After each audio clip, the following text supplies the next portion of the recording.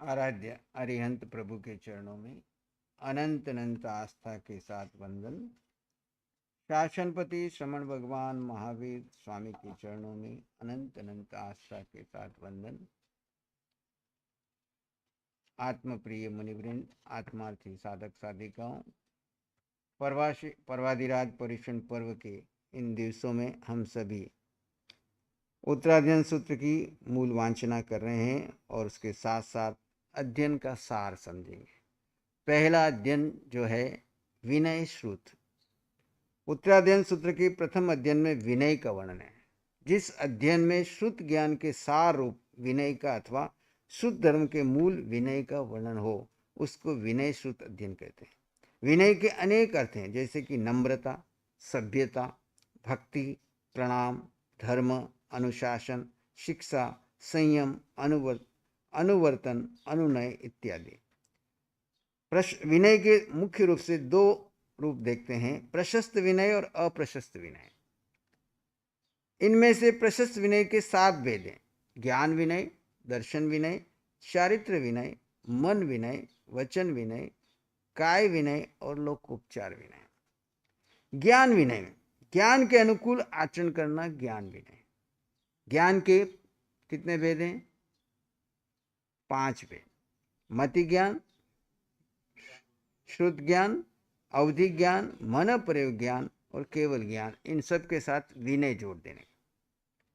मति ज्ञान का विनय कैसे करेंगे? बुद्धि का सदुपयोग करना। कितने जन्मों के बाद आपको बुद्धि मिली है ना? जन्मों के बाद जो बुद्धि मिली है उस बुद्धि का अगर सदुपयोग नहीं करोगे, दुरुपयोग करोगे तो ये कर्म बंधन का कारण बन जाएगी। और मति ज्ञानियों का आदर सम्मान करना। जिसकी मति शब्द से बहुत सुंदर है, उत्तम है, जो अर्थ की गहराई तक पहुंचता है, उनका क्या करना है? बहुमान करना है, आदर करना है। अध्ययन और अध्यापन में संलीन रहना है। स्वयं अध्ययन करना है और कोई पढ़ने वाला मिले तो उसके पढ़ाने में संलीन रहना है। ये मति ज्ञान का विनय है। गुरुजनों से नया नया पाठ पढ़ना है नहीं कि बस मैं तो बहुत हो गया, मेरा ज्ञान बहुत हो गया। नहीं, जब जब भी मौका मिले गुरुजनों से आगे नया नया पाठ पढ़ना, शब्द और अर्थ के संदर्भ में जिज्ञासाएं प्रकट करना। जब आप प्रश्न पूछते हो तो आपको समाधान मिलते हैं। ये सारी जिनवाणी हमको कैसे प्राप्त हुई? गौतम स्वामी ने भगवान महावीर से प्रश्न पूछे, कुछ वाचनाएं सीधी प्राप्त हुई और कुछ प्रश्नोत्तर के रूप में प्राप्त हुई। तो जब भी आपको कुछ अध्ययन कर रहे हो, प्रवचन सुन रहे हो, उसके बाद जो आपके भीतर में प्रश्न उठते हैं उन प्रश्नों को लिख करके भेजो या पूछो, ताकि जिससे आपका क्या होगा? ज्ञान की परिपक्वता भी आएगी और नया ज्ञान आपको मिलेगा। धारणा शक्ति को दृढ़ बनाने के लिए अध्ययन के लिए किए हुए पाठ की आवृत्ति करना। मति ज्ञान के एक भेद है धारणा, अवग्रह, इहा, अवाय और धारणा। तो जो आपने अध्ययन किया है उसको क्या करना है? बार बार परावर्तन करना। उससे आपकी धारणा शक्ति क्या मजबूत होगी। जब भी आप रिकॉल करोगे तुरंत वो आपके समक्ष आएगा। और धारणा शक्ति मजबूत नहीं की है तो वो महीने भर में अगर उस ज्ञान को आपने परावर्तन नहीं किया तो जैसा पहले थे वैसी दशा हो जाती है। विस्मृत विषय को चिंतन, मनन, निधिध्यासन के द्वारा स्मरण में लाना, धर्म उपदेश के दूसरों के सन्मार्ग में लगाना आदि मति ज्ञान विनय के भेद है। श्रुत ज्ञान विनय क्या है? ज्ञान को निर्मल करना श्रुत ज्ञान है। श्रुत ज्ञान एवं श्रुत ज्ञानी का बहुमान करना श्रुत ज्ञान विनय। 14 अतिचारों से मुक्त होकर शास्त्र का अध्ययन करना श्रुत ज्ञान विनय। ज्ञान के 14 अतिचार बताए। अब पढ़ते हो रोज। आगमे तीव्ये पणते तंजहा सुत्तागमे अथागमे तदुभ्यागमे एवं श्रुत ज्ञान के विषय में जे कोई अतिचार दोष ला गया होते में जम वही दम उबासी आती हो तब रुक जाना, है ना? बच्चा मेलियम जल्दी जल्दी पढ़ने बीच का शब्द नहीं खा जाना। ये ज्ञान के अतिचार है। शुद्ध ज्ञान का से उच्चारण लिए जाते हैं। कब किस पद को ऊंचा उठाना है, कब नीचे करना है, ये आपको लिखे हुए से नहीं समझेगा।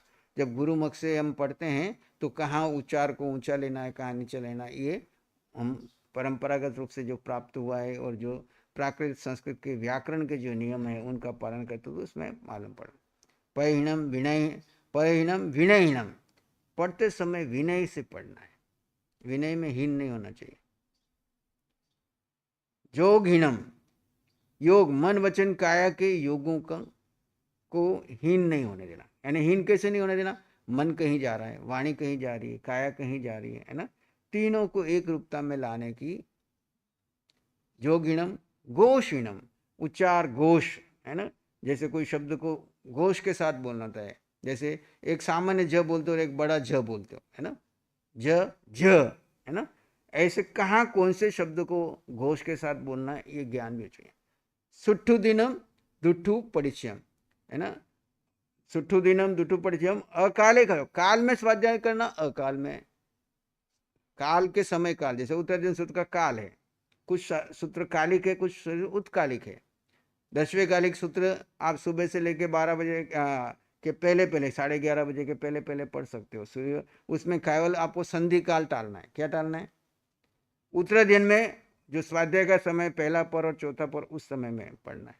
तो अलग अलग समय जो कालिक है, कालिक उल्टा पुल्टा नहीं, कालिक को उत्कालिक में पढ़ दिया, उत्कालिक को कालिक में पढ़ दिया, तो क्या होता है? ज्ञान की अशातना होती है। इन सब चीजों का ध्यान, काले को अकाले न को असज्जाए सज्जाई, अस्वाध्याय के टाइम में स्वाध्याय नहीं, अस्वाध्याय के 34 भेद है, जिस कब स्वाध्याय करना चाहिए, कर नहीं करना चाहिए। नंदी सूत्र के शुरुआत में आचार्य श्री आत्माराम जी महाराज ने वो 34 के 34 अस्वाध्याय कौन से हैं, स्वाध्याय के लिए कौन सी चीज़ों को ध्यान रखना चाहिए, वो सब वहाँ पे विस्तार से समझाया है।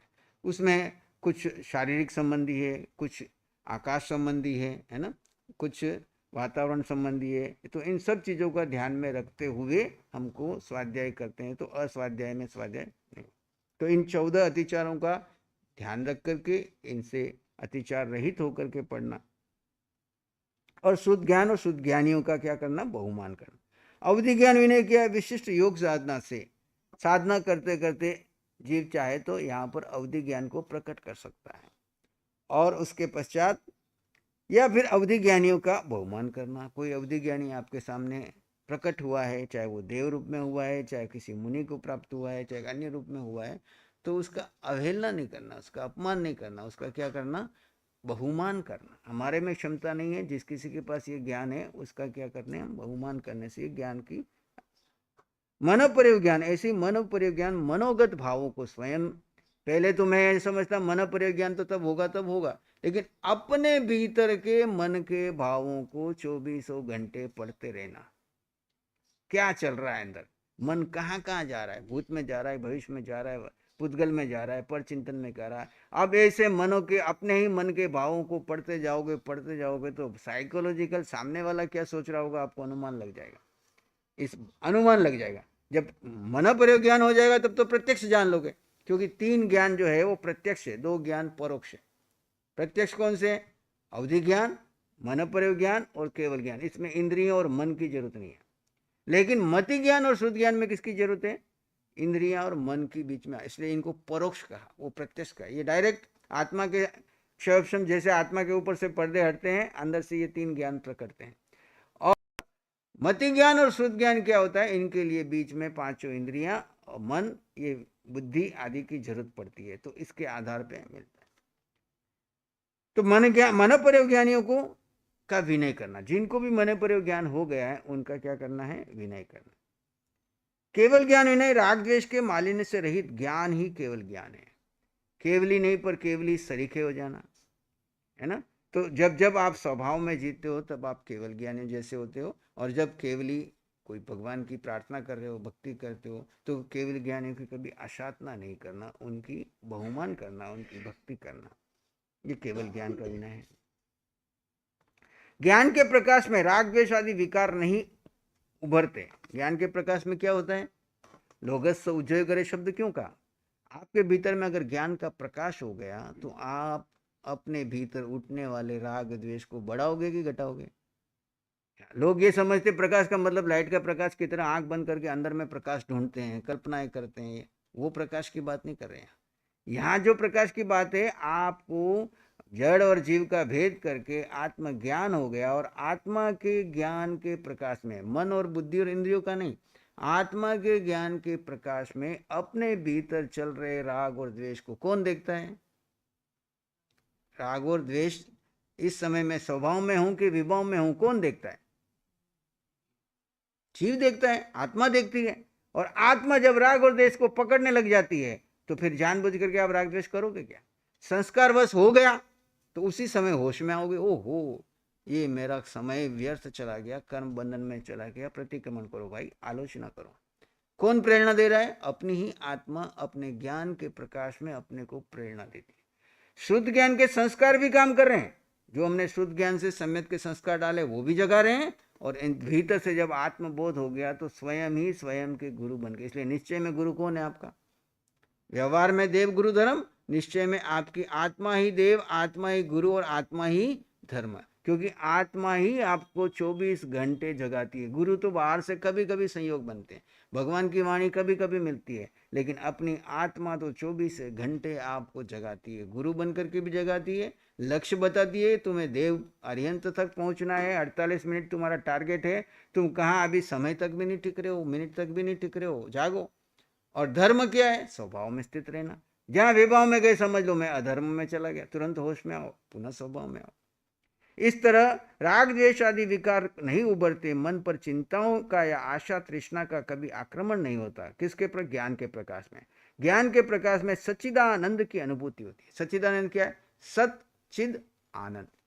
सत क्या है? सत क्या है? आत्मा का स्वरूप ज्ञान। चिद यानी सत, चिद नहीं, सत सम्यक दर्शन, चिद ज्ञान और आनंद चरित्र। तो क्या हो गया? दर से छूट जाता है। अब व्यवहार में चरित्र है श्रावक चरित्र और साधु चरित्र। निश्चय में चरित्र कौन सा है? हर पल हर क्षण हर स्थिति में आनंद में रहना। कैसा भी उदय कर्म आए, कैसी भी परिस्थितियां हो, किसी भी क्षेत्र में हो, कहीं पर भी हो, आप अपने स्वभाव को नहीं छोड़ते यानी आनंद में रहते हैं, तो आप धर्ममय अवस्था में रहते हैं। तो ये ज्ञान के प्रकाश में सच्चिदानंद की अनुभूति होती है, यानी सम्यक दर्शन, सम्यक ज्ञान, सम्यक चरित्र का अनुभव ज्ञान होता है। एक तो हमने शब्दों से पढ़ लिया, श्रद्धा से स्वीकार कर लिया बुद्धि के स्तर पर, एक है अनुभूति के ऊपर, है ना। सदामी, पतियामी, रोएमी, फासेमी, मैं आपके ज्ञान पर श्रद्धा करता हूँ, प्रतीति करता हूँ, रुचि करता हूँ, है ना, स्पर्शना करता हूँ। रोएमी, फासेमी, पालेमी, पालन करता हूँ, अनुपालेमी, विशेष रूप से पालन करता हूँ। ये हमारे इसमें श्रमण सूत्र में आता है। सदामी, पतियामी, रोएमी, फासेमी, पालेमी, अनुपालेमी, तो अनुभूति होना। अतः ज्ञान का अनुसरण करना ही ज्ञान विनय है। अब दर्शन विनय, सम्यक दर्शन के अनुकूल आचरण को दर्शन विनय कहते हैं। विनय किसका करना? पहले ज्ञान का, फिर दर्शन का। दर्शन का अर्थ है श्रद्धा। श्रद्धा के दो तरह की होती है, सम्यक श्रद्धा और मिथ्या श्रद्धा, अर्थात सच्ची श्रद्धा और गलत श्रद्धा। नव तत्व ही सृष्टि के प्रेरक एवं ज्ञातव्य तत्व है। अगर आपको पूरा जैन दर्शन को समझना है, मिथ्यात्व से लेकर के मोक्ष तक का मार्ग समझना है, तो नौ तत्व को अच्छी तरह से समझ लो। प्रत्येक श्रावक को नौ तत्व का कम से कम ज्ञान होना चाहिए, और नौ तत्व में अनुभव के स्तर पर दो तत्व का बोध होना चाहिए। दो तत्व कौन से? जीव और अजीव। आपको जब से यहाँ आचार्य भगवान का सत्संग मिल रहा है, इन दो तत्वों की चर्चा हो रही है। और फिर आगे बढ़ते हैं, जीव और अजीव का भेद ज्ञान हो गया, तो दोनों में सार क्या है? मोक्ष जाएगा कौन? अजीव जाएगा कि जीव जाएगा? अब साधन कौन है? साधन के रूप में जड़ का उपयोग करना है, तो साधन भी मेंटेन रहना चाहिए ताकि आप लक्ष्य तक जा सको। क्योंकि अंतिम श्वासोश्वास तक इस शरीर में जीव जब तक रहेगा, संथारे तक, तो साथ में कौन रहेगा? शरीर रहेगा। तो अजीव कौन है? हमारा शरीर ही है। जीव कौन है? हमारी आत्मा है। जीव को जीव में स्थित करना, ये हमारा उपादेय है। अजीव को हे गे के रूप में जानना, गे रूप में जाना कि ये जड़ जड़ है, जड़ को जड़ रूप में जानो, और इसमें जो है वृत्तियां हैं, जो इसकी वृत्तियां, आदतें, संस्कार, कार्मण शरीर, इन सबको क्या करना है? यानी त्यागना है। हे में बता दें, त्यागो, किसका त्याग करो? मिथ्यात्व और मोह का त्याग। मिथ्यात्व क्या है? जो अपना नहीं है उसको अपना मान लिया, जो अपना है उसको गौण कर दिया।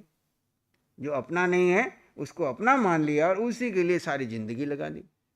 सम्यक क्या है? अपने को अपना मानकर अपने को समय देते हैं, अपने में ठहरने का पुरुषार्थ करते हैं, अपने पे श्रद्धा करते हैं, सम्यक। तो मिथ्यात्व और त्याग किसका करना? और हम सारी लिस्ट बनाते हैं, मैंने ये नहीं खाना, ये नहीं खाना, ये नहीं खाना, त्याग की लिस्ट बताओ तो आपको 50 चीजें आ रही हैं। भगवान कहते हैं दो चीजों का मूल त्याग करो। किसका? पहला मिथ्यात्व, और दूसरा किसका त्याग करना? बोलो अब, मोह। मोह में क्या आएगा? जितना मेरेपन का भाव है। अज्ञान दशा में आपने जिसको भी मेरा, आपका है क्या जीव का? जीव के अलावा है क्या बताओ? कोई व्यक्ति है आपका, कोई वस्तु है आपकी, कोई स्थान है आपका? लेकिन इन तीनों में जो मेरेपन का भाव और इसके ऊपर मालकियत मान ली, उस मेरेपन का, वस्तु त्यागने को नहीं कर रहे, व्यक्ति त्यागने, यहाँ समझ का फेर पड़ जाता है। हम ये समझते घर छोड़ के भाग जाएं, इन रिश्तेदारों के बीच में से निकल जाएं, हिमालय में जाके बैठ जाएं, वो लाखों में कोई एक आध जाता है। लेकिन भगवान ने तो सबके लिए समोषण खुला रखा। ये नहीं कहा कि खाली दीक्षा लेकर के एकांत में जाएगा उसी का मोक्ष होगा। जो इस मिथ्यात्व और मोह का त्याग करेगा उसका कार्य हो जाएगा। चाहे वो ये बाना पहन के परे, चाहे वो शावक के बाने में पहने, चाहे वो किसी भी तिर्यंच के जीव में भी क्यों ना हो। तिर्यंच की काया में भी है तो भी उसका काम हो सकता है, देव की काया में तब भी उसका काम हो सकता है, और नारकी की काया में है तब भी वो वहां बैठ करके वेद ज्ञान से अपने कर्म काट सकता है, मिथ्यात्व और मोह को तोड़ सकता है। भगवान कहते काया बाधक नहीं है, बाधक है आपका मेरेपन का भाव और आपका मिथ्यात्व। इसका त्याग करो। हे गे उपादेय क्या करना है कि आप जीव को जीव में ठहरने का पुरुषार्थ करो। तो गे क्या है, उपादेय क्या है? वैराग्य में आ जाओ। वैरागी बनने में देर क्या लगती है? कपड़े बदलने में और महाराज के पास आके रहोगे वैरागी नहीं होते। घर में रहते हुए अलिप्त हो जाओ। क्या हो जाओ? अलिप्त हो जाओ, और किसी से कोई इच्छा अपेक्षा कामना मत रखो, और उनको जो चाहिए सब देने के लिए तैयार हो। जो मेरे पास है सब ले लो। आपके पास क्या है? 8 गुण है, आत्मा है। आत्मा के अलावा आपका कुछ है नहीं। जो मेरे पास है वो सब लो, सबके लिए मंगल कामना करो, सब में आत्मा के दर्शन करो, सबकी आत्मा के उत्थान में आप सहयोगी बनो। तो आपको घर में कोई बाहर निकालेगा क्या? वो आपकी पूजा करेंगे। घर में पूजनीय बनना है तो वैरागी बन जाओ। घर में धक्के खाने, ये चाहिए ये चाहिए, तो सारा दिन अपेक्षाओं में राग द्वेष, जहां अपेक्षा है वहां दुख होगा। कोई भी करे, साधु करेगी, श्रावक करेगी, कहीं पे भी करे, जो अपेक्षा करेगा किसी से भी करे। पति पत्नी से अपेक्षा रखते दुखी रहेंगे, बाप बेटे से अपेक्षा रखता है दुखी रहेगा, बेटा बाप से अपेक्षा रखता है दुखी होगा। लेकिन अपेक्षा कुछ है ही नहीं, मेरे पास है वो सब ले लो। एक दूसरे को सब लुटाने को तैयार है, बदले में कुछ नहीं चाहते, थैंक यू भी नहीं चाहते। जो मेरे पास है सब ले लो। आपका कुछ घटने वाला है ना? तो अगर आप ऐसे गिविंग नेस में जब रहते हो वो धर्म है। टेकिंग नेस में ये चाहिए ये चाहिए ये चाहिए, ये संसार है। इच्छाओं की कामनाएं, ये सारा संसार है। मुझे कुछ नहीं चाहिए, मेरे पास है वो सब ले लो। जो मेरे से सेवा लेनी है ले लो। ये शरीर थोड़े दिनों का है, ये तो कहाँ जाने वाला है। जीव अपनी यात्रा में आगे बढ़ जाएगा। भगवान ने एक बार फरमाया अरिहंत वाणी में कि अभी जितने लोग यहाँ पर बैठे हैं, जिस शरीर में आकर के आपको आत्मा के रूप में दर्शन दे रहे हैं, क्योंकि आपकी आत्मा को देखना है तो मैं ऐसे निराकार को तो देख नहीं पाता हूँ। अभी इस शरीर के अंदर मैं भेद ज्ञान से आपके अंदर के निराकार के दर्शन कर सकता नहीं कर सकता हूँ। अब ये निराकार कितना जल्दी सिद्ध होने वाला है, अगले भाव में मिलेगा कि नहीं मिलेगा। अभी ये भावी सिद्ध के मैं दर्शन कर रहा हूँ इस आकार के माध्यम। जैसे आप किसी मंदिर में जाते हो, मूर्ति की पूजा करते हो कि मूर्ति के माध्यम से अरिहंत सिद्ध को याद करते हो? आप जैसे यहाँ घूमते जाते हो, बाहर जाते हो, रास्ते पे जाते हो, तो आपको कुछ भाव नहीं बनते। लेकिन जैसे ही स्थानक में प्रवेश करते हो, जैसे ही मंदिर में प्रवेश करते हो, वहां पे आपके भाव बदलते हैं। यहाँ पे आचार्य श्री के शरीर के दर्शन करते आ रहे हो कि आचार्य श्री के जीव ने जो उत्थान किया उसके दर्शन करने आ रहे हो?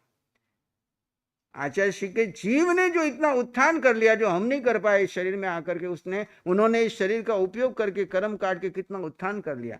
उस जैसे उन शरीर के दर्शन करते हैं कि हमको अपनी आत्मा का उत्थान के भाव आता है।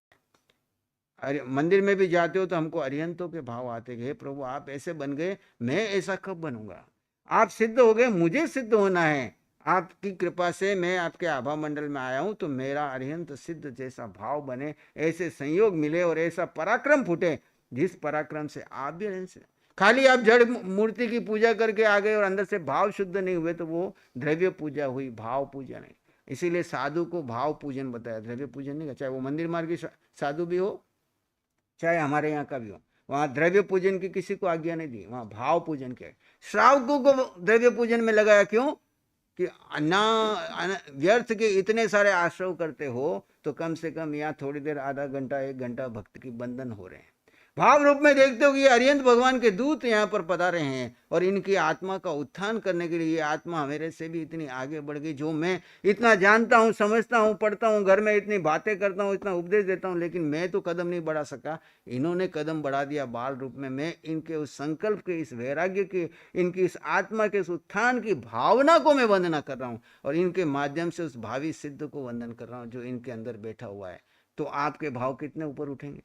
और आप देखो, नहीं, आचार्य महाराज की वंदना करने का तरीका अलग होगा, शीर्ष मुनि को वंदना करना होगा, निशान मुनि को अलग होगा, उसके साथ सबसे छोटे के पास अलग होगा, और कोई दूर से दूसरी परंपरा को देखा तो उसको देख के अलग होगा। तो आप किसको वंदन कर रहे हैं?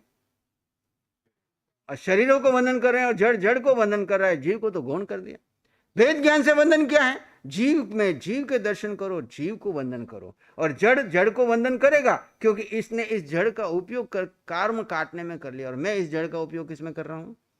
बंधन में कर रहा हूं। इसलिए इसका जड़ भी अनुमोदनीय है, क्योंकि इसने त्याग वैराग्य की ओर बढ़ गया और इसको कर्म निजरा की ओर ले जा रहा है। इस जड़ के माध्यम से संवर निजरा का आराधना कर रहा है, और भाव रूप में ये जीव कितना उत्थान की ओर बढ़ेगा, क्या पता मेरे से भी पहले मोक्ष चला जाए।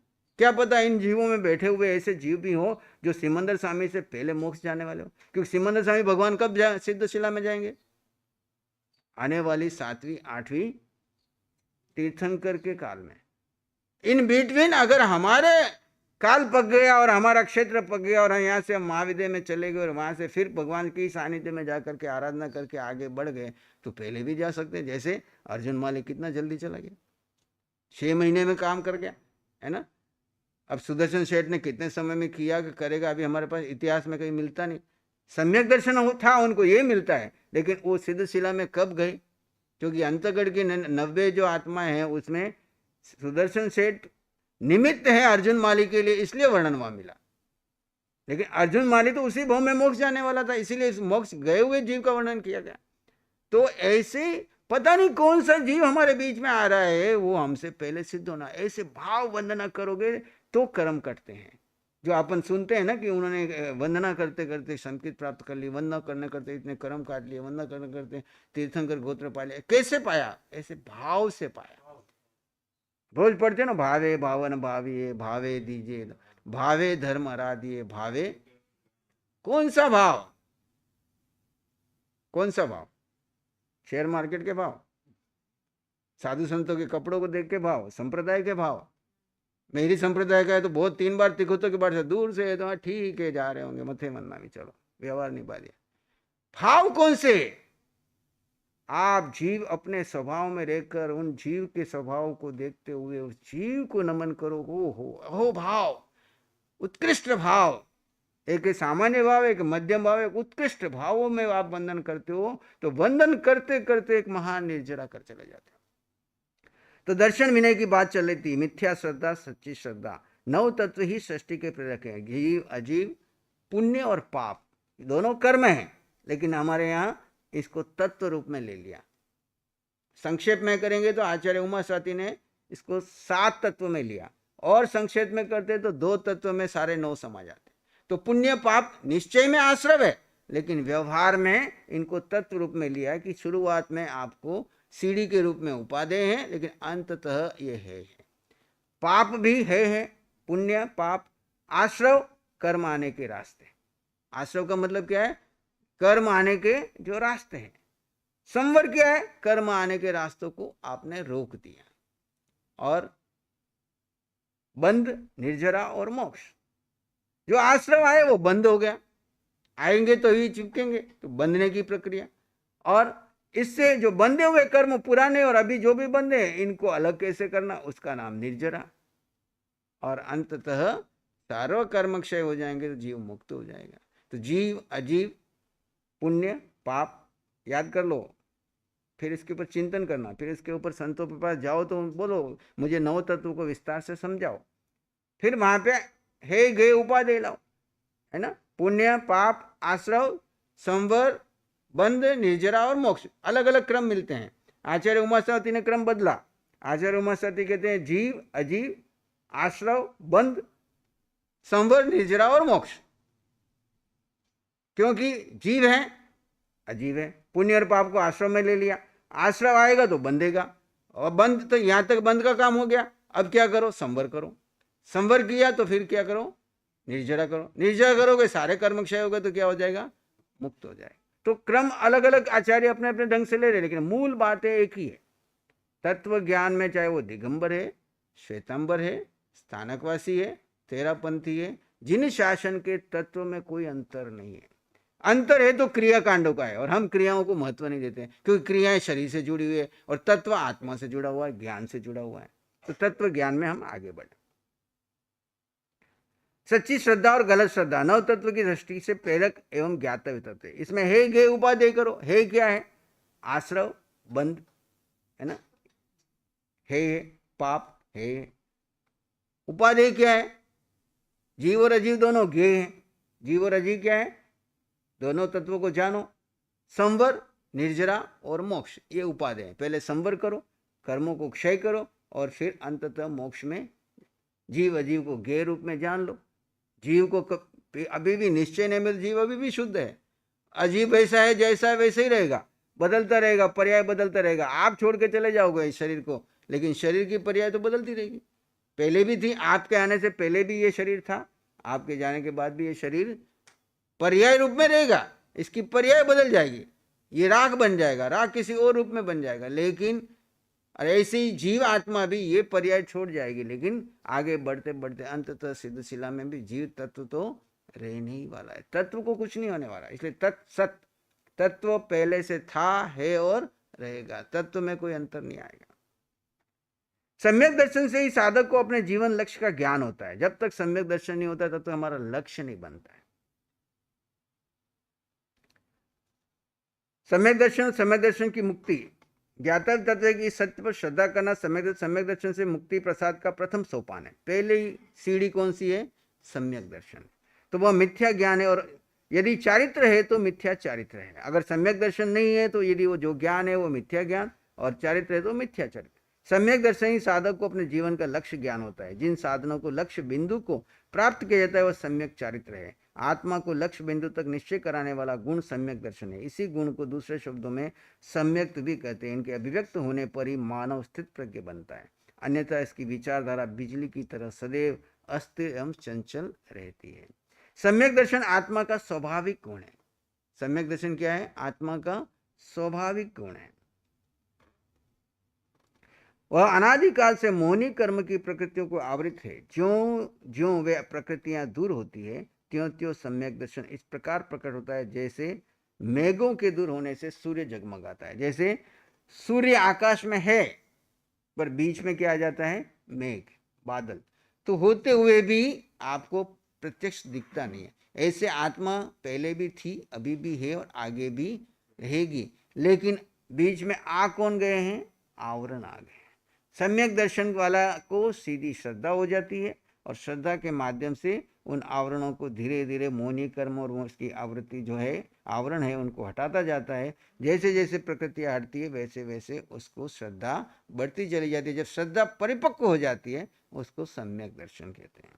सम्यक दर्शन की प्राप्ति का क्रम क्षयोपशम लब्धि, विशुद्ध लब्धि, देशना लब्धि, प्रयोग लब्धि और करण लब्धि, 5 जो कारण बताया कि जिनसे हमको सम्यक दर्शन की प्राप्ति होती है। उस परिमाणों को सहता हुआ कर्मों की निजरा करता है, उसके प्रभाव से उसको क्रमशः 5 प्रकार की लब्धियां मिलती है। क्षयोपशम लब्धि, सम्यक दर्शन को आवृत करने वाली कर्म प्रकृतियों के कुछ भाग क्षय और कुछ भाग दब जाते हैं, कुछ उपशम हो गए और कुछ क्षय हो गए, उसको कहते हैं क्षयोपशम लब्धि। गुण के द्वारा सम्यक दर्शन की प्राप्ति का पहला द्वार खुल जाता है, वह है क्षयोपशम लब्धि। संसार में जन्म मरण करते हुए प्राप्त इस लब्धि के द्वारा ज्ञानावर्धी आदि कर्मों की अशुभ प्रकृतियों के रस अनुभाग को समय समय में अनंत गुणा कम करना ही इस लब्धि की उपयोगिता है। ये क्षयोपशम लब्धि। विशुद्धि लब्धि, जब तक अशुभ प्रकृतियों का रस अनुभाग तीव्रतर या तीव्र होता है तब तक भावों की विशुद्धि नहीं हो पाती। अशुभ प्रकृतियों का जब भाव ऐसा तीव्रतम होता है तो आपके भावों की शुद्धि नहीं होती। क्षयोपशम होने से जो जो भावों की विशुद्धि होती है त्यों त्यों अशुभ कर्मों का रस मंदतर और मंदतम होकर उत्तरोत्तर आत्म विशुद्धि हो जाती है। इस लब्धि को सम्यक दर्शन प्राप्ति के लिए दूसरा द्वार मंदता है। इसलिए जिन लोगों को लगता है मैं जाऊं, प्रवचन सुनूं, तत्व ज्ञान सीखूं, नया नया ज्ञान सीखूं, उनको ये तीसरी लब्धि प्राप्त होती है, देशना लब्धि। चौथी है प्रयोग लब्धि। अपने भावों को विशुद्ध करते हुए जब जीव आयु कर्म के अतिरिक्त से 7 कर्मों की स्थिति घटकर कुछ कम 1 करोड़ा करोड़ी सागरोपम की रह जाती है। आयु कर्म को छोड़कर शेष 7 कर्मों की स्थिति घटकर कुछ कम 1 करोड़ा करोड़ी सागरोपम की रह जाती है, तब वह उसे स्थिति घात से एवं रस घात से बलहीन बना लेता है। तब सम्यक दर्शन की प्राप्ति का चौथा द्वार भी खुल जाता है। इस द्वार में पहुंचे कर्म की स्थिति जब कोटा कोटि सागरोपम प्रमाण शेष रह जाती है, तब आत्मा के सम्यक के अनुकूल जो विशेष अध्यवसाय उत्पन्न होता है उसे यथा प्रवृत्ति करण कहते हैं। अनादिकालीन मिथ्या दृष्टि जीव कर्मों की स्थिति को इस कारण से उसी प्रकार घटाता है जिस प्रकार नदी में पड़ा हुआ पत्थर घिसते घिसते गोल हो जाता है, अथवा गुण कीट के द्वारा काष्ठ को अंदर ही अंदर कुरेदने से जैसे अक्षर बन जाते हैं। यथा प्रवृत्तिकरण के उदय से जीव को राग द्वेष की तीव्रतम गांठों को तोड़ सकने की स्थिति में तो आ जाता है, किंतु उन गांठों का भेदन नहीं कर पाता। स्थिति बन जाती है कि मैं इन गांठों का भेदन करूं, लेकिन अब भेदन कर नहीं पाता। तब आगे आता है अपूर्वकरण। भव सिद्धिक जीव यथा प्रवृत्तिकरण से अधिक विशुद्ध भाव प्राप्त कर लेते हैं। पहले की अपेक्षा विशुद्ध अध्यवसायों से राग द्वेष की तीव्रतम गांठों को छिन्न भिन्न भी कर देते हैं, जिस परिणाम विशेष से भव्य जीव राग द्वेष की दुर्भेद्य ग्रंथियों को नष्ट कर देते हैं और आगे बढ़ जाते हैं। उस परिणाम विशेष को अपूर्वकरण कहते हैं। यह हमारे 14 गुण स्थानों में भी वर्णन आता है, अपूर्वकरण और अनिवृत्तिकरण। तो अनिवृत्तिकरण क्या है? अपूर्वकरण के परिणाम स्वरूप दुर्भेद्य कर्म ग्रंथियों का भेदन हो जाता है। अब भेद ज्ञान इसमें आपको सहयोग करता है। भेद ज्ञान से आप इन ग्रंथियों का भेदन करते हैं, अन्यथा खाली पठन पाठन से नहीं होता है। जब भेद ज्ञान करते हो, जब प्रयोग करते हो, प्रतीति में लाते हो, उधर से क्षयक्षम की तैयारी हो रही है और इधर से आप अपना उपयोग लगा रहे हैं, पुरुषार्थ करते हैं, तब ये अपूर्वकरण जब आता है तो आपकी ग्रंथि भेदन होती है, तब आपको सम्यक में परिपक्वता आती है। अपूर्वकरण परिणाम स्वरूप दुर्भेद्य कर्म ग्रंथियों का भेदन हो जाता है, तब आत्मा के भाव पूर्वापेक्षा अधिक विशुद्ध हो जाते हैं। ऐसी अवस्था में साधक सम्यक दर्शन की उपलब्धि अवश्य प्राप्त कर लेता है। इसी शुद्ध दशा को अनिवृत्तिकरण कहा जाता है। यथा प्रवृत्तिकरण के बिना अपूर्वकरण नहीं हो पाता और अपूर्वकरण के बिना अनिवृत्तिकरण नहीं हो सकता। अब सम्यक दर्शन और दर्शन विनय। सम्यक दर्शन के भी वापस 5 भेद कर दिया। औपशमिक सम्यक दर्शन, शास्त्रादन सम्यक दर्शन, शैवपशमिक सम्यक दर्शन, वेदक सम्यक दर्शन और साइक सम्यक दर्शन। औपशमिक जो उपशम से उत्पन्न हो उसे औपशमिक सम्यक दर्शन कहते हैं। अनंतानुबंधी कषाय चतुष्क, मिथ्यात्व मोहनीय, मिश्र मोहनीय और सम्यक मोहनीय, ये 7 कर्म की प्रकृतियां सम्यक दर्शन के होने में बाधाएं उत्पन्न करती है। इसलिए कहते हैं 7 कर्म कोई व्यक्ति क्षय करता है, उपशम करता है, क्षयक्षम करता है, तो उसको सम्यक दर्शन जैसा किया वैसे अनुसार उसको सम्यक दर्शन प्राप्त होता है। तो औपशमिक में क्या करता है? इन प्रकृतियों को उपशम करता है। क्षयक्षम में क्या करता है? कुछ को क्षय करता है, कुछ को उपशम करता है। क्षय में क्या करता है? इन 7 प्रकृतियों को, मिथ्यात्व की 7 प्रकृतियों को क्षय कर देता है।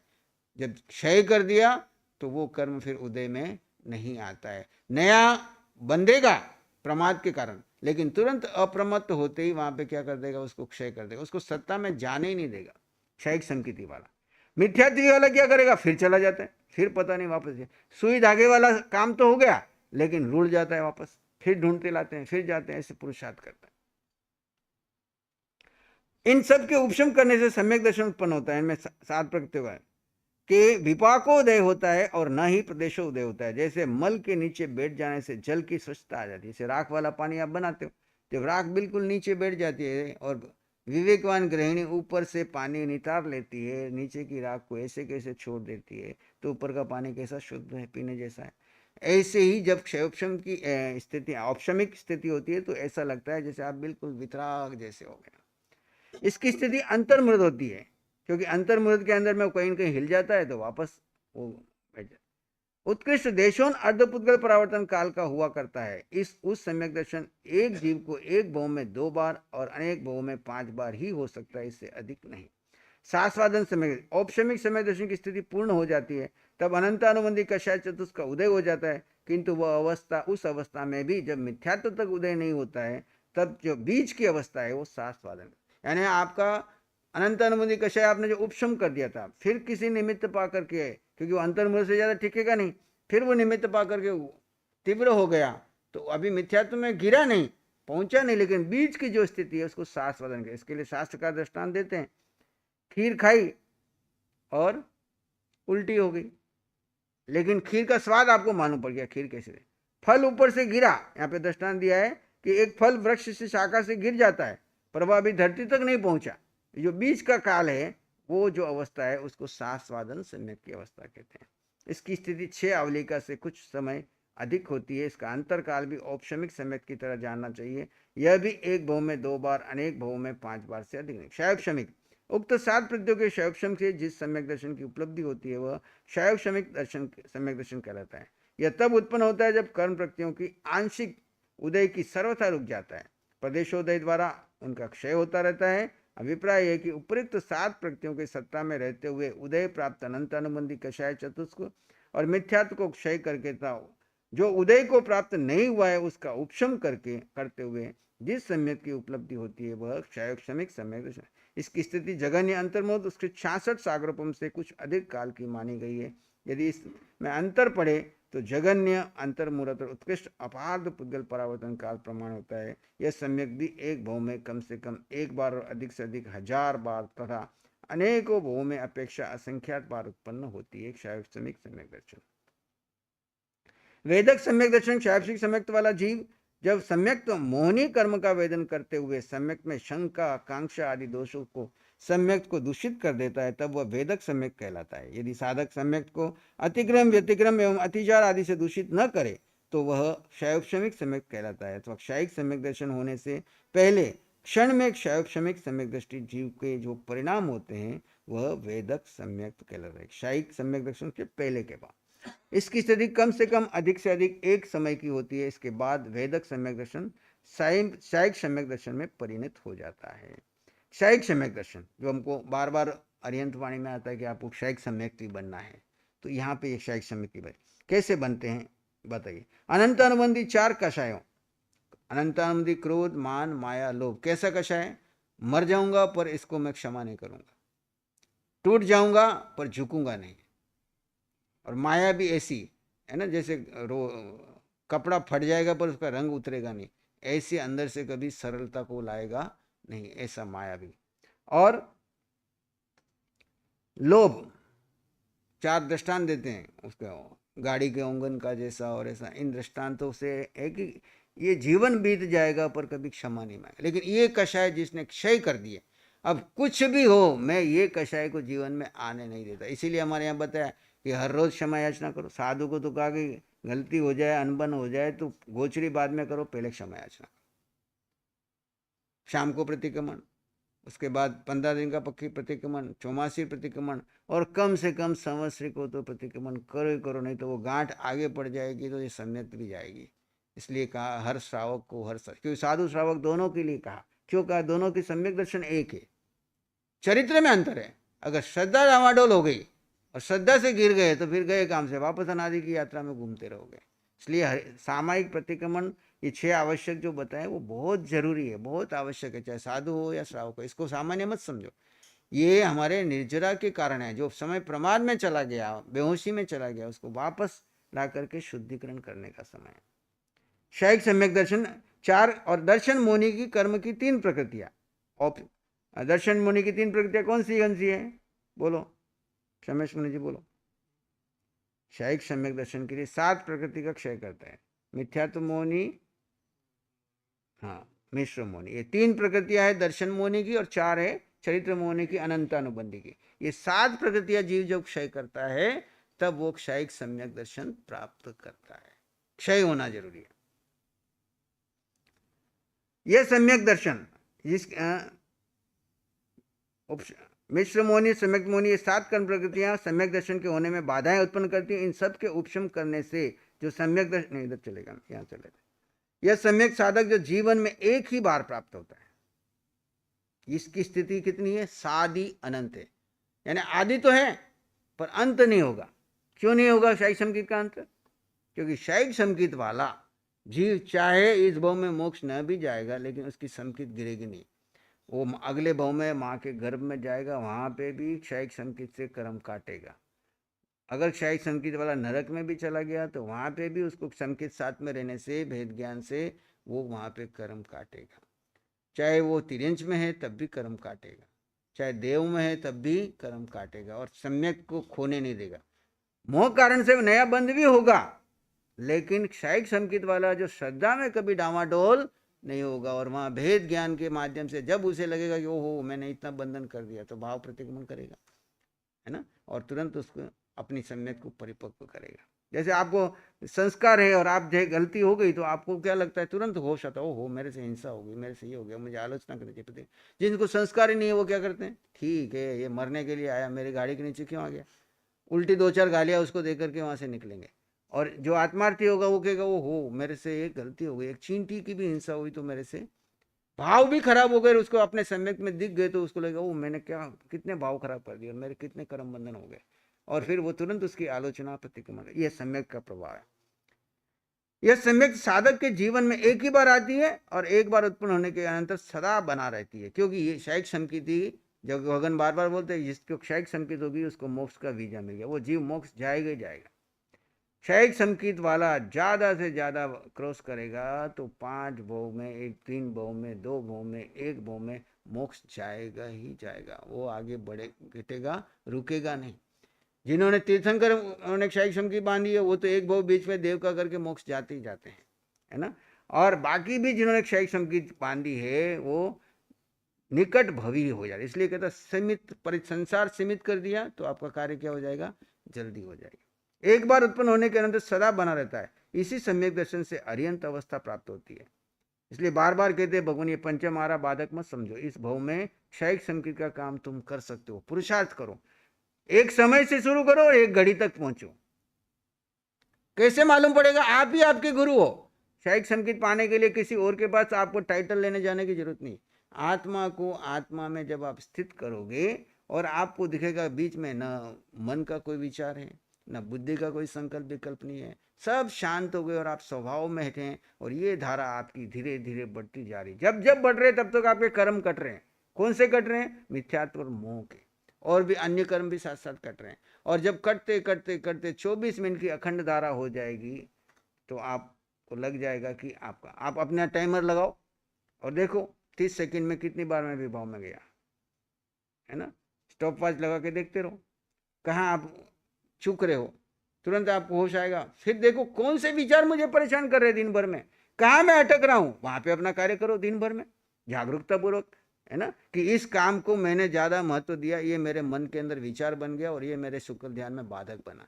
अगली बार ऐसा कोई काम ना करो, जो किया उसका तो मैं क्या करूं, आलोचना करूं, प्रतिक्रमण करूं, प्रायश्चित करूं, शुद्धिकरण करूं।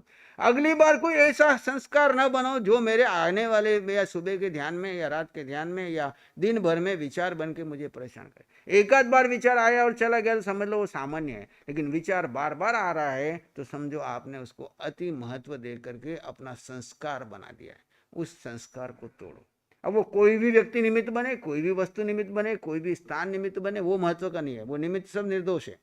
आपने उसको महत्व दे करके अपने अंदर में बिठा करके अपनी धारा तोड़ी और अपने ऊपर कर्म बांधे। आपने बांधे तो क्षय करने कौन आएगा, वो निमित्त आएगा क्या, आपको ही क्षय करना पड़ेगा। निमित्त सब निर्दोष है, सब चले जाएंगे। जिस परिस्थितियां, जिस काल, जिस परिवार, जिस व्यक्ति, जिस वस्तु, जिस समाज के लिए तुम विवाह में जाके बांध रहे हो वो सब बदल जाएंगे, लेकिन वो कर्म आपने बांधा है जब भी क्षय करना पड़ेगा तो आपको ही, तो अभी से उसका तैयारी करते जाओ। सम्यक क्षयिक सम्यक तो साध्य है और शेष सभी प्रकार के सम्यक उसके साधन है। बाकी के सम्यक तो साधन है, साध्य क्या है, क्षयिक सम्यक, इसलिए वहां तक पहुंचना है। ऐसे सम्यक दर्शन के प्रति विशेष आदरवान बनना दर्शन विनय है। दर्शन की आराधना से ज्ञान और चरित्र दोनों निर्मल हो जाते हैं। सम्यक दर्शन का आराधक न नरक में जाने योग्य कर्मों का उपार्जन करता है। देखो यहाँ पे बताया, सम्यक दर्शन का जो आराधक है न नरक में जाने योग्य कर्मों का उपार्जन करता है, न वह तिरंज गति में जाता है, न वो स्त्रीलिंग बनता है, न वो नपुंसकलिंग बनता है। कितने हो गए, नरक में नहीं जाएगा, तिरंज में नहीं जाएगा, स्त्रीलिंग में नहीं जाएगा, नपुंसकलिंग नहीं बनेगा। 4 भवनपति देव बनता है, न भवनपति देव बनता है, न वाणव्यंतर देव बनता है। देवों में भी ये गतियां रोक देता है। न जृंभक देव बनता है, न ज्योतिष देव बनता है, न किलविशिक देव बनता है, न अभियोगिक देव बनता है, और न मनुष्य गति में जाता है। वह उसी भव में सिद्धत्व को प्राप्त कर लेता है। क्या कहा, वह उसी भव में अगर आपका काल पका हुआ है, आपको क्षयिक संकित हुई है, तो उसी भव में वो क्या करेगा, सिद्ध गति को प्राप्त कर। साधना में कुछ कमी रह जाने पर स्थिति में वह वैमानिक उच्च देव बनता है। यह सम्यक दर्शन विनय का महाफल है। सम्यक दर्शन का विनय, अगर मान लीजिए उस काल में सम्यक दर्शन प्राप्त किया है और उसने आयुष कर्म नहीं बांधा है, तो वो वैमानिक देव तक जाता है और फिर वहां से एक भव करेगा और महाविद्य में जाएगा, या जहाँ पे तीर्थंकर विराजमान होंगे, या जहाँ पे चौथा आ रहा होगा, वहां से बाकी कर्म काटेगा और मोक्ष की ओर आगे बढ़ सकता है। यह है सम्यक दर्शन विनय का महाफल। अहिंसा संयम तप की आधारशिला सम्यक दर्शन ही है। संक्षेप में 9 तत्वों पर दृढ़ निश्चय ही सम्यक दर्शन है। तत्वा श्रद्धा नाम सम्यक दर्शनाम। तत्वों के प्रति श्रद्धा करो, वहां से कार्य शुरू होगा। बढ़ते बढ़ते क्षयिक संकित तक जाना है और उस श्रद्धा के अंतर्गत सम्यक दर्शन में बाकी के मोह कर्म को क्या करना है, क्षय करना है। अंत तो गत्वा, जब तक एक भी मोह कर्म रह गया तो मुक्ति नहीं होगी। 2 भागे, दर्शन मोहनी कर दिया क्षय, लेकिन चारित्र मोहनी क्षय करने के लिए मैं स्वाध्याय करते करते मोह कर्म बीच में बाधक था ना, तो मोह कर्म के लिए वो 83 लाख पूर्व ग्रस्त अवस्था के, 1000 साल छद्मस्त अवस्था के, है ना, और पहले जो क्षयिक संकित पाई वहां से लेकर के अभी तक के, वो मोह कर्म तोड़ने का ही पुरुषार्थ कर रहे हैं। जब आपने क्षयिक संकित पा ली, अब आपके सामने टारगेट क्या है? हम समझते थे कि क्षयिक संकित हो जाएगी तो काम हो जाएगा, लेकिन क्षयिक संकित होने के बाद बड़ा काम सामने, वो अनंत कर्म दिखा दिया है, और एक भी मोह कर्म का रह गया तो केवल ज्ञान नहीं होगा, और एक भी घाती अघाती कोई कर्म रह गया तो सिद्ध शिला में नहीं जाओगे। अब अनंत कर्म जिसको दिख रहे हैं अपने सम्यक दर्शन में, वो अब चैन से शांति से ऐसे ही टाइम पास करेगा? ऊपर चिंतन में जाएगा, वो पुद्गल के चिंतनों में जाएगा, इधर उधर के संसार में पड़ेगा? वो पढ़ता ही नहीं। आचार्य भगवान को देखते हो आप, कितने निर्लेप रहते हैं। इतना बड़ा संघ, हमारे को बड़े बड़े बहुत सारे आचार्य भगवान के सब मिलने आते हैं, मंदिर मूर्ति पूजक आचार्य भी, तेरापंथ आचार्य भी, सब, तो सब आके बात करते हैं। हमारा आपका इतना बड़ा संघ, आप कैसे इतने मस्त रहते हैं? हमारे को छोटे संघ के लिए इतनी चिंता है, इतनी साधु साधु। भगवान कहते हैं सब भगवान का शासन है, मैं तो मात्र निमित्त हूँ। मैं तो अपना समय किसको देता हूँ? आत्मा को देता हूँ। व्यवस्था बनी हुई आचार्यों की आ रही है, उसमें जहाँ जरूरी होता है थोड़ा बहुत विजनाइज कर लेते हैं, बाकी हमारा सिस्टम बिल्कुल बढ़िया लोकतंत्र का है। या राष्ट्रपति शासन नहीं है श्रमण संघ में। श्रमण संघ में आपको अभी 1 मिनट में उसको बाहर निकाल दिया, अंदर लेकिन बहुत यहाँ तक आती है, तब भी उसको समझाते भैया मुश्किल से संघ मिला है, संघ की बेसिक जो है उन चीजों को मत अवहेलना करो। जो एक साधु के लिए बेसिक चाहिए वो करोगे तो तुम्हारा सम्मान बढ़ेगा, तुम्हारे को चातुर्मास के लिए, तुम्हारे को चेले के लिए, तुम्हारे को कहीं कोई दिक्कत नहीं आएगा। तुम बेसिक चीज में भी अगर गड़बड़ करोगे तो फिर तुम खुद अपने लिए जिम्मेदार हो। हमको तो कोई देर नहीं लगेगी, एक लाइन निकाली, तुमको निकाल दिया, ठोकरे खाओगे। इससे अच्छा संघ में रहते हुए सम्मान से, त्याग से, संयम से पालन करो। जहाँ सहयोग की जरूरत होगी संघ आपका सहयोग देगा, भरपूर सहयोग देगा। श्रमण संघ का सदस्य बनने के नाते जम्मू से लेकर के चेन्नई तक कोई भी साधु किधर भी विचरण करे, उसको कहीं सोचना नहीं पड़ेगा कौन से श्रावक को साथ लेके चलूँ, मेरा वो श्रावक है उसको समाचार दूँ, मेरी रास्ते की व्यवस्था कौन करेगा, वहाँ कौन है, चौमासा कौन कराएगा, उसका उदय कर्म है। खाली संघ से जुड़ने मात्र से। और यहाँ पर हम उसको इतना ही कहते हैं, बेसिक जो अपनी समाचार है उसमें कहीं समझौता मत करो, और जितना तुम त्याग बढ़ा सकते हो बढ़ाओ। जितना त्याग बढ़ेगा, जितना संयम बढ़ेगा, तो अपना भी कल्याण होगा और लोगों की श्रद्धा बढ़ेगी। तुम जहां जाओगे वहां पे अपने आप ही बाह्य पूजा होती जाएगी। बाह्य पूजा के लिए हम साधु नहीं बने, हमारा लक्ष्य आत्मा है, और आत्मा की साधना में जब तुम आगे बढ़ोगे तो अपने आप संघ को भी गौरव होगा कि वो साधु भले अकेला भी किसी कोने में बैठा है। देखो परिस्थितियां आती है। अब अभी उपाध्याय कस्तूरचंद जी महाराज के शिष्य कांति मुनि जी महाराज, कितनी बड़ी दीक्षा, कितने सालों से कर्म का उदय ऐसा, इतने बड़े गुरु, लेकिन अकेले किसी के साथ बनी नहीं है, कोई साथ दिया नहीं, कोई साथ रह नहीं पाए। करते करते विचरते कहाँ सेलूर पेट में गौशाला में अपना अंतिम शरीर छोड़ा। तो हर जीव को पता नहीं उदय कर्म कहाँ लेके जाएगा। हम दीक्षा लेते तब हमको नहीं पता होता है हम कहाँ से कहाँ जाएंगे। हम तो बस धर्म के ऊपर, बल के ऊपर, धर्म पे श्रद्धा करके एक जंप मार देते हैं। आगे जो उदय कर्म में होगा वो स्वीकार होगा। इसलिए अपने संयम में, साधना में मुख्य अलिप्त रहो। घर में हो अलिप्त रहो, चाहे आपके घर में 20 लोग हैं, चाहे घर में 2 लोग हैं, चाहे घर में आपके कोई नहीं, अकेले रह गए हो, आनंद मनाओ। अकेला एकत्व की साधना करने का अवसर मिला। सारी जिंदगी हमने किस में बिता दी? बुढ़ापा आपके लिए बहुत बड़ा अवसर है, क्योंकि सब चीजों से निर्लिप्त हो गए। अब सारा समय किसको देना है कि अभी टाइम पास कराने के लिए बेटी को बुलाओ, उसको बुलाओ, बातें करो, गप्पे मारो, टाइम पास करो और आश्रव करो। सबको कहो भाई दूर रहो, मुझे एकांत रहने का समय है, अपनी आत्मा के साथ जुड़ जाओ। सबसे बड़ा पार्टनर कौन है बुढ़ापे में? शरीर के अंदर रही हुई आत्मा। जब भी बोर होने लगो आत्मा में चले जाओ। आत्मा में क्या मिलेगा आपको? अनंत सुख मिलेगा, आनंद मिलेगा, और आनंद का ही चारित्र का विनय है। 24 घंटे आप आनंद में रहो, ये चारित्र विनय है। चारित्र के भी 5 भेद है: सामायिक, छदोस्तापनी, सूक्ष्म संप्राय, परिहार विशुद्धि, यथाख्यात चारित्र।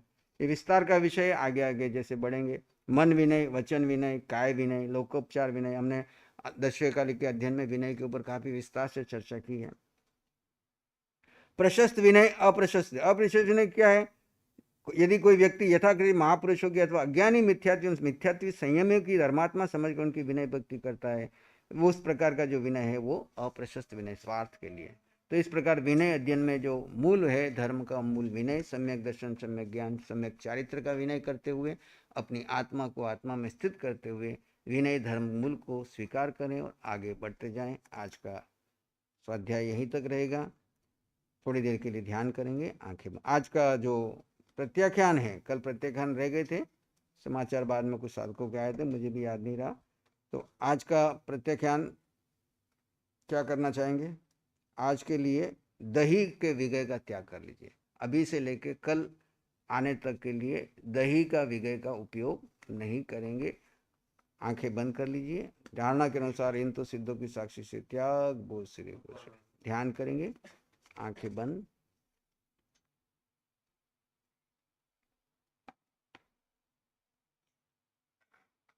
सिर से पांव के अंगूठे तक जड़ और जीव का भेद कर लीजिए। आकार में निराकार का विस्तार देखिए।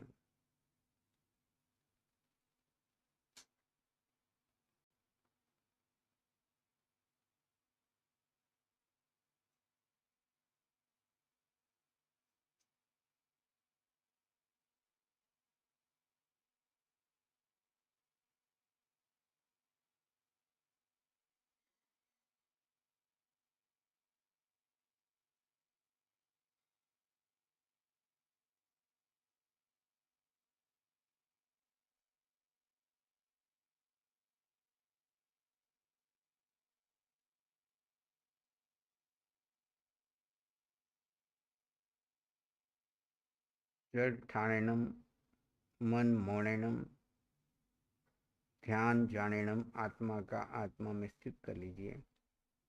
आकार में निराकार के विस्तार को अनुभव कीजिए।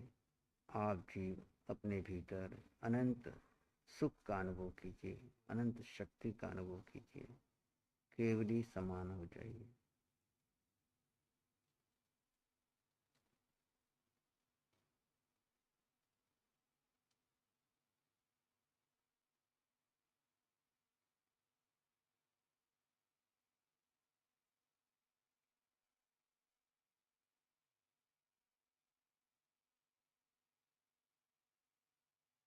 लोटे में डालो, लोटे के समान। ग्लास के समारो, ग्लास के समान। ऐसे ये जीव जिस काया में प्रवेश करता है, निराकार उस काया के अनुसार अपने आत्म प्रदेशों का विस्तार कर लेता है।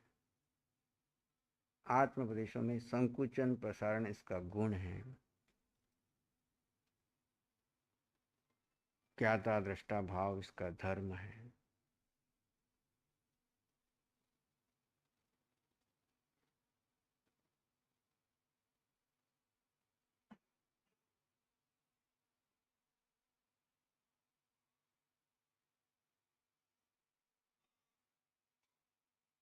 वर्तमान क्षण में जो भी कर्म उदय में आ रहे हैं, उनको दृष्टा भाव से देखें। आपका एक ही कार्य सुबह से शाम तक अपनी आत्मा की साक्षी से अपने ही शरीर में जो कर्म उदय में आ रहे हैं, जो कुछ हो रहा है मन वचन काया के स्तर पर, उसको सिर्फ ज्ञाता दृष्टा भाव से देखें। कोई क्रिया प्रतिक्रिया न करे, होकर के कुछ विचारे नहीं, चिंतन करे नहीं। जो हो रहा है उसका ज्ञाता दृष्टा भाव से देखें। आपके भीतर में वितरागता बढ़ती जाएगी। त्याग, वैराग्य और वितरागता जीवन में मिथ्यात्व और मोह का त्याग करें, राग से वैराग्य की ओर बढ़े और आत्मा में स्थित करने के लिए सदैव ज्ञाता दृष्टा भाव रहे, हर स्थिति में दृष्टा रहे।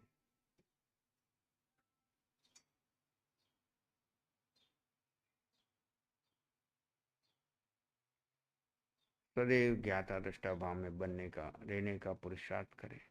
चाहे आंखें बंद हो चाहे खुली हो, हर समय ज्ञाता दृष्टा भाव में रहने का पराक्रम करते जाएं। इन्हीं भावों में रहते हुए 6 काय के जीवों में आत्मा के दर्शन करें। पृथ्वी, पानी, अग्नि, वायु, वनस्पति सब जीवों में अपने समान आत्मा को देखें। सो हम नरक, तिर्यंश, देव, मनुष्य 4 गति 84 लाख जीवनी में जो जीवे सो हम सब मेरे समान हैं। सिद्ध शिला में जो जीवे अनंत सिद्ध हुए हैं। वर्तमान में मैं छद्मस्त हूँ, पर मैं भी सिद्ध शिला में जाकर के स्थित होऊंगा। इस लक्ष्य की ओर आगे बढ़े।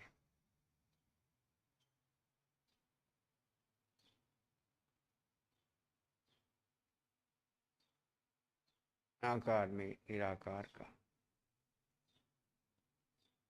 विस्तार देखते हुए सब में अपने समान सोहम को उपयोग से देखें।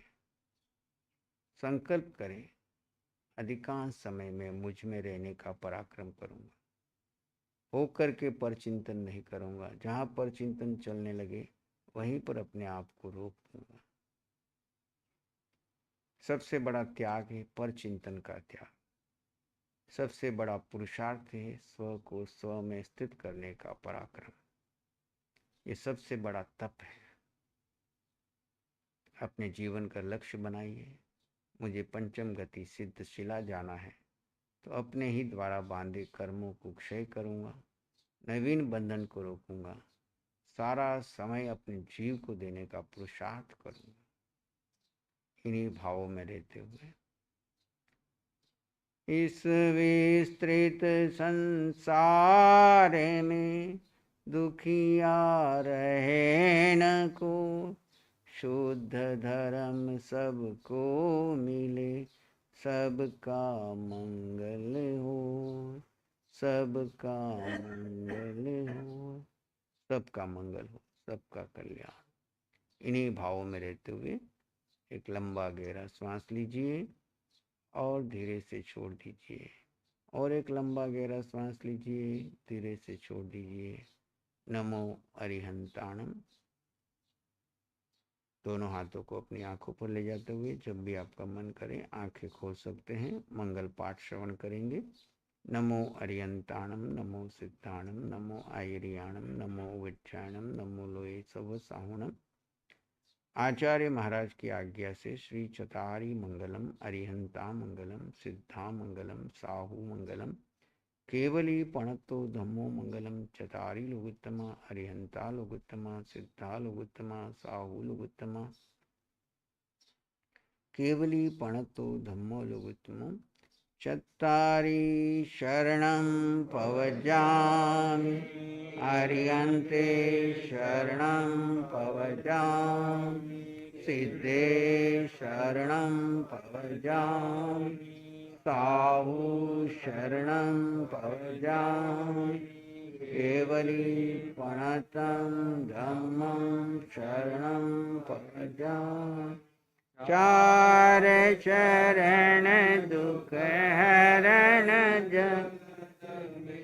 और न चरणा कोई हो, जो भव्य प्राणी करे आराधना, उनका अजर अमर